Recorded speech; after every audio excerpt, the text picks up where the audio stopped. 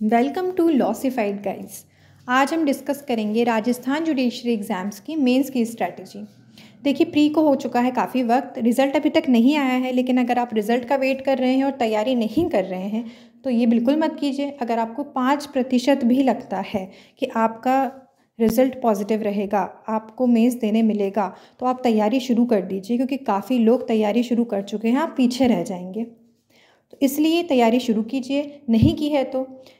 और ये स्ट्रेटजी ज़रूर देखिए एंड तक, क्योंकि इसमें हम आपको बताएंगे कि लैंग्वेज पेपर पर कैसे काम करेंगे, जजमेंट राइटिंग आपको किस तरीके से करनी चाहिए, लॉ पेपर पर किस तरीके से आपको काम करना होगा, किस तरीके से सवालों का जो पैटर्न है वो चेंज हुआ है राजस्थान जुडिशरी में, ये सब डिस्कस होगा, इसलिए अंत तक बने रहिएगा। चलिए शुरू करते हैं।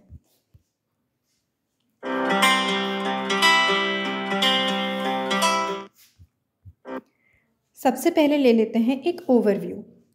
4 पेपर होते हैं मेंस में, जिसमें से 2 लॉ पेपर होते हैं, 2 लैंग्वेज पेपर होते हैं। लॉ पेपर 1 और लॉ पेपर 2। लॉ पेपर 1 में 100 मार्क्स का होता है टोटल मार्क्स आपके 100 होते हैं। लॉ पेपर 2 में भी टोटल मार्क्स 100 होते हैं। 3-3 घंटे का समय मिलता है। अब बात करें लैंग्वेज पेपर की, तो लैंग्वेज पेपर भी 2 होते हैं, पेपर 1 और पेपर 2। पेपर 1 में आता है हिंदी ऐसे, पेपर 2 में आता है इंग्लिश ऐसे। पेपर 1 भी 50 नंबर का, पेपर 2 भी 50 नंबर का। इनके लिए मिलते हैं 2-2 घंटे। अब हम टोटल की बात करें, ग्रैंड टोटल की, तो लॉ पेपर का ग्रैंड टोटल होता है 200, यानी पेपर 1 पेपर 2 का मिला के बता रही हूँ मैं ये। और लैंग्वेज पेपर जो हैं उनका मिला के होता है 100। साफ नज़र आ रहा है वेटेज लॉ का ज़्यादा है, लेकिन अगर मैं ये कहूँगी कि लॉ की तैयारी कीजिए बस, लैंग्वेज को छोड़ दीजिए, एंड में कर लीजिए, तो ये गलत होगा। ये आप कर रहे हैं तो ये भी गलत होगा। इसे सुधारिए, क्योंकि बात यह है कि आप मान लीजिए 5 नंबर का सवाल है लॉ में, इतना तो आप सभी मानेंगे कि प्री में जो भी क्वालिफाई करता है उसको एक लेवल ऑफ लॉ आता है, उसने तभी क्वालिफाई किया है। तो 5 नंबर के सवाल में अगर आपने बहुत शानदार लिखा है ना, तो भी आपको 4 नंबर मिलेंगे, और किसी ने एवरेज लिखा है ना, उसको 2.5 मिल जाएंगे, 3 मिल जाएंगे। यानी आप कितना ही अच्छा कर लें लॉ में, आपने 1.5 या 2 नंबर का डिफरेंस क्रिएट कर पाएंगे हर क्वेश्चन में, उससे ज़्यादा नहीं। पर वहीं आप लैंग्वेज पे आते हैं ना, तो एक एक सवाल का वेटेज बहुत ज़्यादा है, क्योंकि लैंग्वेज में एक 20 नंबर का आपका ऐसे आता है, एक 15 नंबर का ऐसे आता है। सोचिए एक एक ऐसे का कितना वेटेज है। तो अगर आपका ऐसे बहुत शानदार लिखा है आपने, तो आपका अच्छा स्कोर करने का बहुत बहुत ज़्यादा चांसेस होते हैं। तो इसलिए लैंग्वेज पेपर पर भी उतना ही ध्यान दीजिए जितना आप लॉ पेपर पर दे रहे हैं। अब बात करते हैं इंटरव्यू की। इंटरव्यू के लिए आपको तभी देने मिलेगा जब आपने मेंस पेपर क्लियर किए होंगे। मैं लेकिन इंटरव्यू का इसलिए बता रही हूँ आपको, क्योंकि 35 मार्क्स का होता है, और ये बताने का मकसद सिर्फ इतना है कि अगर आपने मेंस में अच्छा स्कोर कर लिया तो आपको इंटरव्यू की चिंता करने की ज़रूरत नहीं है। अगर आपका पेपर बहुत अच्छा गया है, इंटरव्यू आपका उतना अच्छा नहीं गया है, तो भी आपका सिलेक्शन पूरा होने के चांसेस हैं, क्योंकि इंटरव्यू का वेटेज है बहुत ज़्यादा कम, सिर्फ 35 मार्क्स। तो मेंस में स्कोर अच्छा कर लीजिए, आपको इंटरव्यू की चिंता करने की ज़रूरत नहीं पड़ेगी।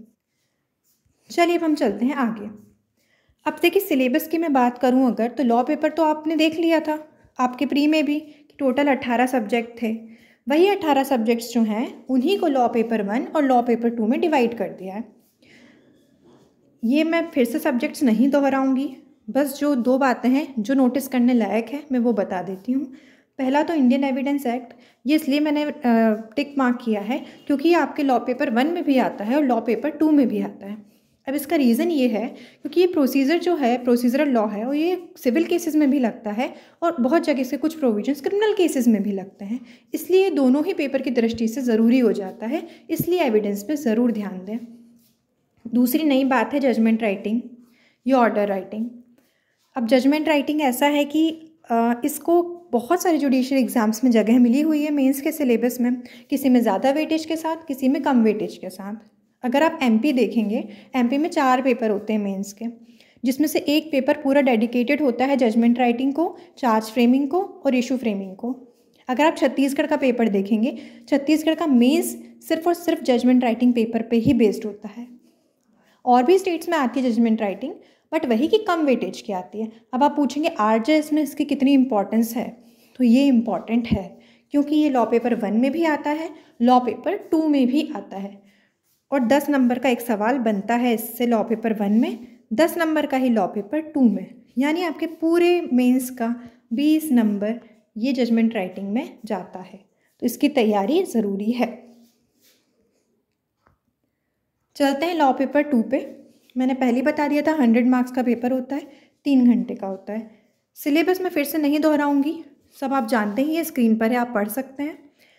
इंपॉर्टेंट बात फिर मैं यहाँ पर दोहराऊंगी, इंडियन एविडेंस एक्ट देखिए यहाँ पर फिर से लिखा है, वो दोनों पेपर में आता है।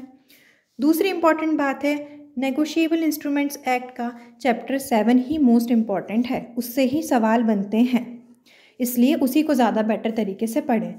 एनआई एक्ट का ऐसा है कि आता बहुत सारे जुडिशरी एग्ज़ाम्स में है, बट चैप्टर 7 को इम्पॉर्टेंस ज़्यादा मिलती है कई सारे जुडिशरी एग्ज़ाम्स में।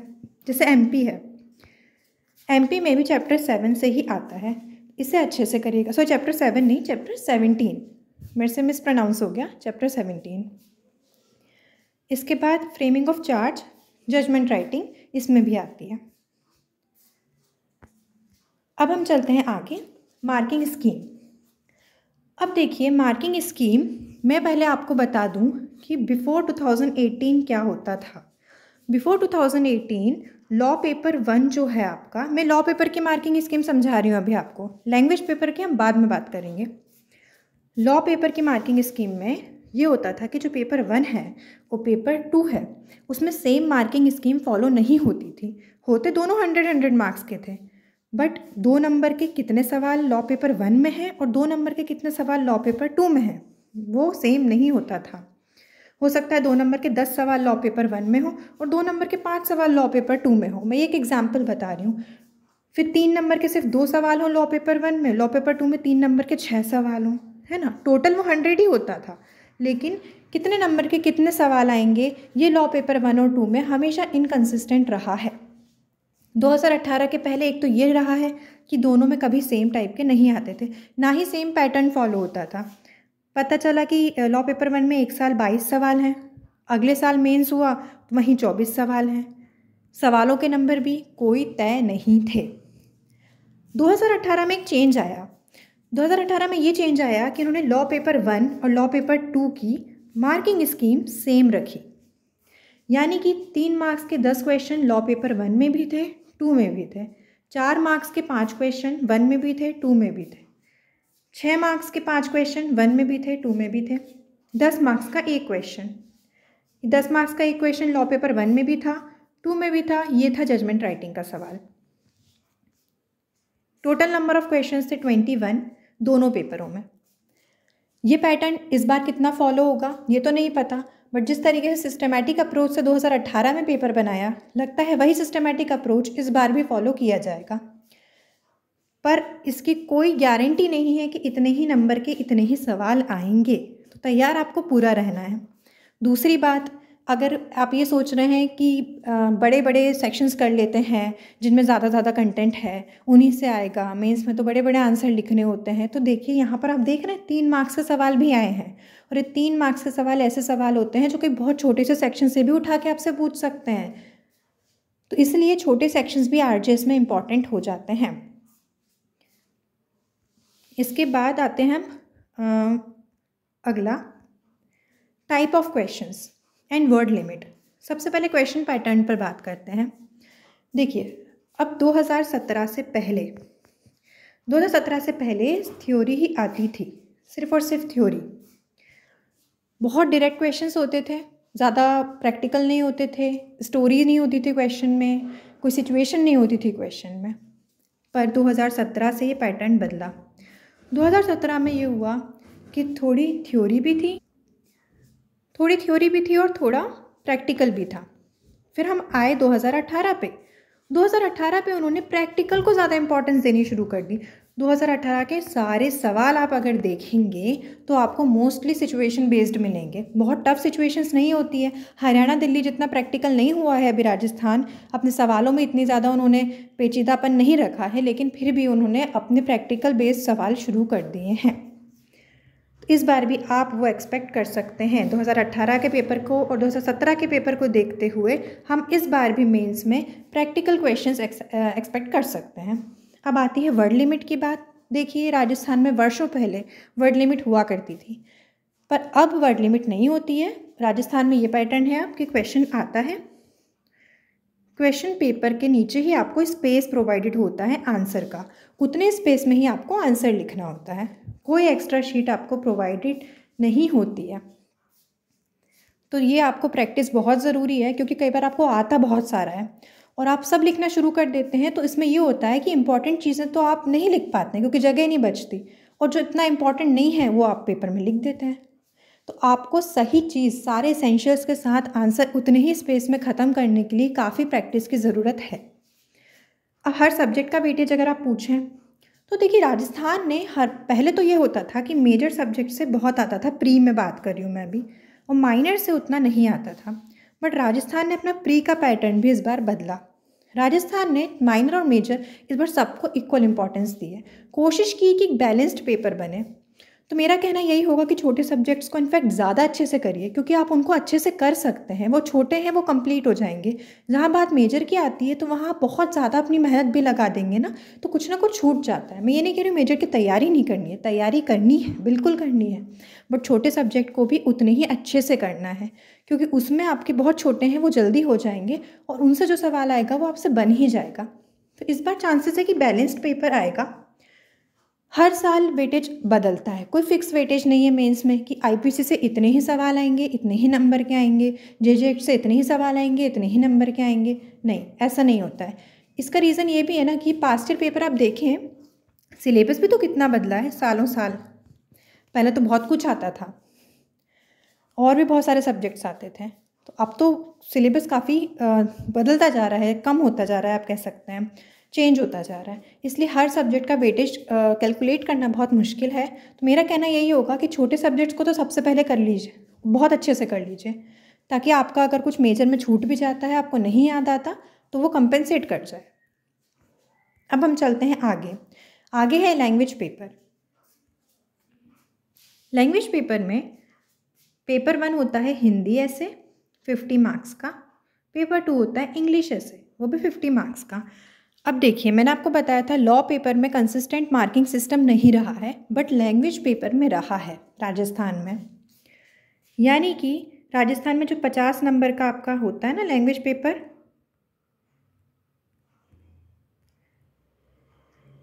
उसमें आपका 20 नंबर का एक ऐसे लिखने आता है और 15-15 नंबर के 2 आते हैं। टोटल हो गया आपका 50 मार्क्स। यही मार्किंग स्कीम इंग्लिश पेपर में फॉलो होती है, यही हिंदी के पेपर में फॉलो होती है। एक सवाल 20 नंबर का, 2 सवाल 15-15 नंबर के। अब आते हैं नेचर ऑफ क्वेश्चन। मैंने राजस्थान में एक चीज़ नोटिस की है, टॉपिक बहुत ज़्यादा डायनेमिक नहीं होते कि आपसे कुछ करंट की स्कीम पूछ डाली, कि बिल्कुल कुछ ऐसा करंट का पूछ दिया जिससे पहले का कोई लेना देना ही नहीं है, मतलब इसमें कोई पुरानी बात ही नहीं हो सकती, बिल्कुल नया ही टॉपिक है, उसमें आपको कुछ करंट पता है तो ठीक है, वरना आपसे कुछ बनेगा ही नहीं। इस तरीके का कोई टॉपिक नहीं आया। हमेशा स्टैटिक टाइप के टॉपिक आते हैं, जिसमें ऐसा है ना कि आपको कुछ डायनेमिक अप्रोच नहीं भी पता है कि प्रेजेंट में क्या हुआ उसके बारे में, तो भैया कुछ तो लिख ही आएंगे, उतना स्टफ उतना कंटेंट आपको मिल जाएगा, ऐसे टॉपिक आते हैं। बट एक बात ध्यान रखिएगा कि भले ही टॉपिक थोड़े स्टैटिक हो, स्टैटिक से मतलब है थोड़ा सदाबहार टॉपिक, अनएम्प्लॉयमेंट, चाइल्ड लेबर, इस तरीके के जो टॉपिक होते हैं ना, वो होते हैं सदाबहार टॉपिक। अब इसमें ऐसा नहीं है कि आप उसको डायनेमिक अप्रोच नहीं दे सकते, क्योंकि वो एक तरीके से करंट भी है। आपसे अनएम्प्लॉयमेंट पूछा, आप लिख तो कुछ भी सकते हैं, बट अगर आप बता दें कि इस साल अनएम्प्लॉयमेंट को लेके क्या इनिशिएटिव्स लिए गए हैं, इस बार क्या ग्राफ रहा है, हम लोग की इंडेक्स में क्या रैंक रही है। वहीं बात करें क्लाइमेट चेंज की, क्लाइमेट चेंज भी ऐसा टॉपिक है जो स्टैटिक है, उसमें आपको कुछ तो आता ही होगा, लिख ही आएंगे आप, बट आपको पता है कि एक साल में क्लाइमेट चेंज को लेके क्या हुआ, कितनी कॉन्फ्रेंसेस हुई, क्या अप्रोच लिए गए, क्लाइमेट कितना बदला, सारे जंगलों में जहाँ जहाँ आग लगी है उन सब के बारे में लिख सकते हैं, इंडेक्सेस में रैंक्स क्या रही हैं उस बारे में लिख सकते हैं। लिखने के लिए बहुत कुछ मिलता है करंट में, और यही आपके ऐसे को डिफरेंट बनाता है। इसके बाद आता है कॉन्स्टिट्यूशन पे। तो एक बात आप ध्यान रखिए कि आपके 3 टॉपिक होते हैं ना, जो ऐसे 3 ऐसे के क्वेश्चन होते हैं ना, उसमें आपको एक तो ऐसा होगा जो पूरी तरीके से कॉन्स्टिट्यूशन बेस्ड टॉपिक होता है, बाकी जो टॉपिक हैं उसमें भी आपको कॉन्स्टिट्यूशन तो कहीं ना कहीं से लिंक मिल ही जाएगी। हर चीज़ आपको कहीं ना कहीं कॉन्स्टिट्यूशन से आप जोड़ सकते हैं। एक बात ध्यान रखिए, मैं आपको एक टिप देती हूँ इस चीज़ में कि मान लीजिए आपको कोई भी टॉपिक है, वो इवन सोशल टॉपिक भी है, तो भी आप उसकी लिंक लॉ से जोड़ सकते हैं, जो आपको ऐसे को डिफरेंट बनाएगा। कोई सी भी चीज़ को आप किसी भी तरीके से कॉन्स्टिट्यूशन के साथ ज़रूर अटैच कर पाएंगे, चाहे वो क्लाइमेट को लेके हो, चाहे वो मान लीजिए आप क्लाइमेट चेंज को लेके बात हुई है तो आप कोई केस रेफ़र कर सकते हैं। आप बहुत सारे ऐसे केसेस हुए हैं पॉल्यूशन को लेके, वो डिस्कस कर सकते हैं। दिल्ली की एयर पॉल्यूशन की बात हुई है तो भी आप एयर पॉल्यूशन को लेके केसेस डिस्कस कर सकते हैं। कोविड की बात हुई है तो कोविड को लेके जुडिशरी का क्या अप्रोच रहा, क्या जुडिशल एक्टिविज़म बताया, क्या जुडिशल एक्टिविज़म जुडिशल ओवररीच थी कि नहीं थी। काफ़ी चीज़ें होती हैं जो आप डिस्कस कर सकते हैं। तो मेरा कहना यही होगा कि सोशल टॉपिक को भी लीगल से जोड़ने की कोशिश करेंगे ना, तो आपको ऐसे कोई बहुत अच्छा क्या कह सकते हैं कि कंटेंट मिलेगा, ज़्यादा सुंदर लगेगा, सामने वाले को पढ़ने में अच्छा लगेगा। इसके बाद हम बात करते हैं चॉइसेस प्रोवाइडेड। चॉइसेस प्रोवाइडेड से मेरा मतलब है कि आपको ऐसा नहीं होता कि एक ही ऐसे दे दिया, बोला इसी पे लिखो। हर क्वेश्चन में आपको कम से कम 2 चॉइसेस मिलती हैं, जिसमें से आपको एक ऐसे लिखना होता है। अब आखिरी बात है राजस्थान स्पेसिफिक। देखिए, इंग्लिश वाले आपके पेपर में और हिंदी वाले पेपर में, हिंदी में ज़्यादातर ये होता है, इंग्लिश में कभी कभार नहीं भी होता है। तो हिंदी में ज़्यादातर ये होता है कि आपको जो 20 नंबर का ऐसे आता है उसमें तो ये नहीं होता, बट जो 15 नंबर का आता है ना, उसमें से ऐसा होता है कि आपको राजस्थान स्पेसिफिक टॉपिक दे दिया जाता है। हो सकता है आपको चॉइस मिल जाए, जो मैंने बताया जैसे कि चॉइसेस मिलती हैं आपको, तो ये हो सकता है कि आपको एक न्यूट्रल टॉपिक की चॉइस मिल जाए 15 नंबर के सवाल में, और साथ में एक राजस्थान स्पेसिफिक टॉपिक हो। अगर आपको न्यूट्रल आता है बहुत बढ़िया, न्यूट्रल कर दीजिए। कई बार ऐसा होता है कि न्यूट्रल टॉपिक ही ऐसा हो जिसमें आपको कुछ नहीं आता, तो फिर आपको राजस्थान वाला करना पड़ेगा। कई बार ऐसा भी होता है कि चॉइसेस में दोनों ही राजस्थान स्पेसिफिक हैं, फिर क्या करेंगे, फिर तो करना ही पड़ेगा राजस्थान स्पेसिफिक, यानी कि राजस्थान की कोई स्कीम आई है, राजस्थान के जो भी नए डेवलपमेंट्स हुए हैं राजस्थान में, राजस्थान के टूरिज़्म को लेके पूछ सकते हैं, एनीथिंग, आपसे कुछ भी पूछ सकते हैं। तो राजस्थान के बारे में थोड़ा पढ़ के ज़रूर जाएं, ये आपको आगे हेल्प करेगा। अब बात कर लेते हैं कि हम लॉसिफाइड आपको अपनी तरफ से आपके प्रिपरेशन में क्या सपोर्ट कर सकते हैं। तो देखिए, अगर ये वीडियो आपको पसंद आया और आप चाहते हैं कि हम एक सीरीज़ शुरू करें, देखिए डिपेंड करेगा हमारी सीरीज़ उस रिस्पॉन्स पे शुरू होगी जो आप देंगे। अगर हमें अच्छा रिस्पॉन्स आता है इस वीडियो पे, हमें कमेंट्स मिलते हैं इस वीडियो पे, तो हम एक सीरीज़ शुरू करेंगे। 15 डेज़ की सीरीज़ होगी, उसमें आपके लैंग्वेज पेपर और आपका जो सिविल जजमेंट और क्रिमिनल जजमेंट राइटिंग है, हम उस पर सीरीज़ लाएंगे।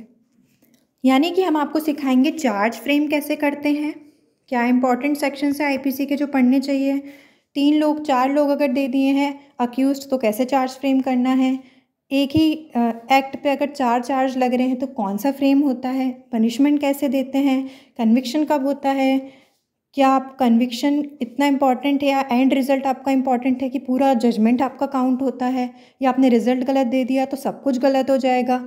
जितनी भी क्वेरीज़ हैं आपकी, वो सब डिस्कस करते हुए हम आपके लिए लाएंगे जजमेंट राइटिंग क्लासेस।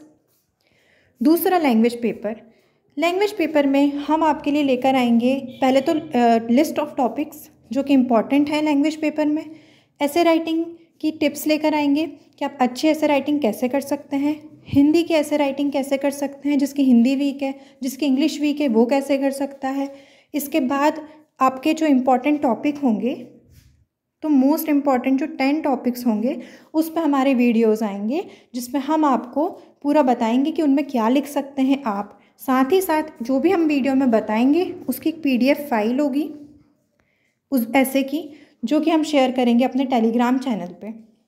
तो अगर आपने हमारा चैनल सब्सक्राइब नहीं किया है, आपने टेलीग्राम चैनल ज्वाइन नहीं किया है, तो प्लीज़ वो कीजिए, क्योंकि आपको आगे के कंटेंट उसी पर मिलेंगे। और ये सीरीज़ शुरू तभी की जाएगी जब हमें इस वीडियो पे अच्छा रिस्पांस आएगा। हमें कमेंट सेक्शंस में आप बोलिए, आप अगर कहेंगे, हमें सफिशिएंट नंबर ऑफ़ कमेंट्स दिखेंगे, इफ़ पीपल आर इंटरेस्टेड, तो हम सीरीज़ शुरू करेंगे। तो ऐसे ही और कंटेंट के लिए जुड़े रहिए आपके अपने चैनल लॉसिफाइड्स।